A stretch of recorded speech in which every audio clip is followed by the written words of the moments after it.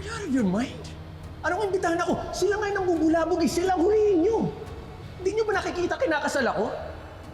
As lawyers, alam natin na pwede kang tumanggi sa imbitasyon ng mga pulis. Pero kung talagang wala kang tinatago at gusto mong patunayan sa kapatid ko na nagsasabi ka ng totoo, sumama ka sa presinto.